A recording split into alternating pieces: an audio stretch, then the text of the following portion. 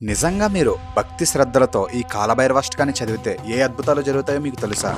ఆ పరమశివుడి యొక్క అత్యంత శక్తివంతమైన కాలభైరవాష్టకం గురించి తెలుసుకుందాం రండి. నేను పర్సనల్గా ఎక్స్పీరియన్స్ చేసి చెప్తున్నాను.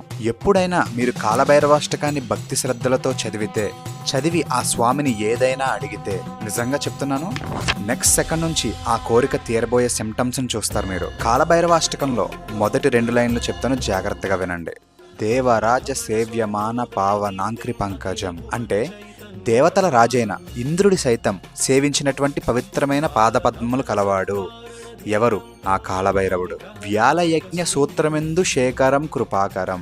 వ్యాలయజ్ఞ సూత్రం అంటే పాములు లేదా సర్పములు యజ్ఞోపవేతంగా ధరించి ఉంటాడు అని. ఎందుకు అలా ధరిస్తాడు అంటే, పాము అంటే దేనికి ప్రతీక?